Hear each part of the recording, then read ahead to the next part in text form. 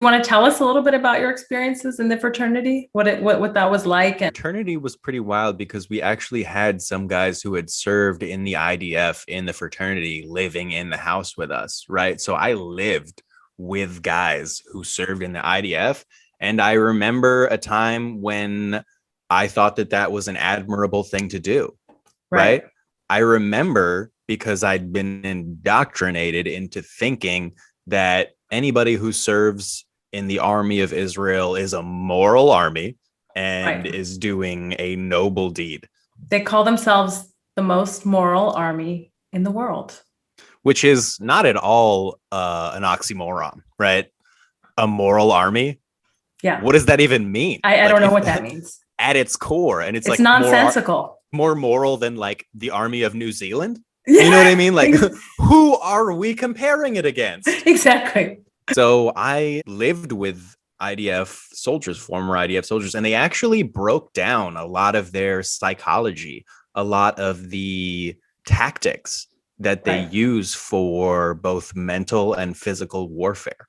Yeah. Which was a weird insight, to be honest with you, because I was not super comfortable knowing that information, right? They kind of thrust it upon me. And that's probably because they themselves are traumatized. I'm not super sympathetic to them, but they probably needed space to talk about it. Right.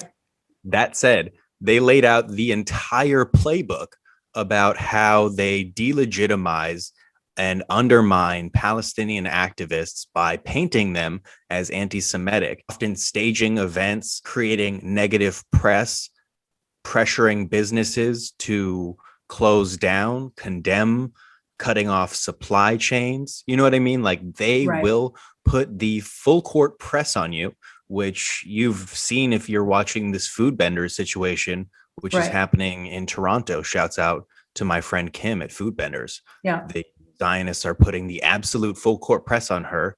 And, they do that regularly. Yeah. They also told me about how they spy on Palestinians, how Palestinians have no basic freedom, how any message can be intercepted and then used against Palestinians for the benefit of the Israeli army. And I was like, that like blackmail, essentially. Yeah.